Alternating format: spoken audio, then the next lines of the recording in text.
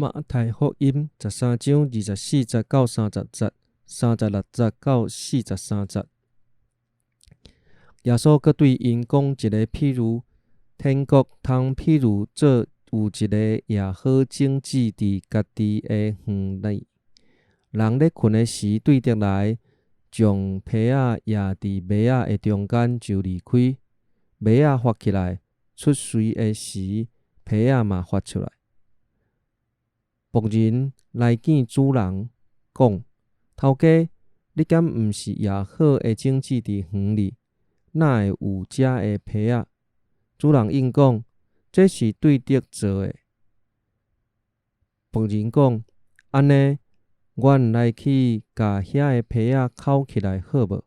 主人应讲：毋通，恁扣皮仔的时，毋拄好连麦仔线扣起来。互皮仔甲麦仔同齐大丛，收成的时，我才吩咐收割的人先甲皮仔扣起来，捆规把去烧，然后甲麦仔收入去我的仓库。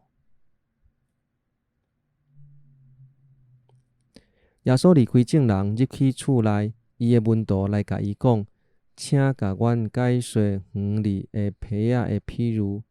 耶稣应讲：迄个也好种子的是人子，园是世界，好种子是天国的囝儿，皮仔是遐个邪恶者的囝儿。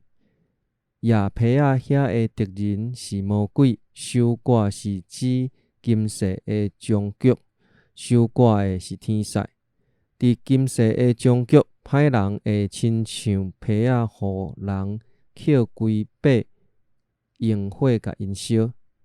人子会找伊的天使来，对伊的国内将一切互人跋倒犯罪甲不法的人拢掠来，甲因ฮ็落火炉，伫遐因的天口，家牙切去。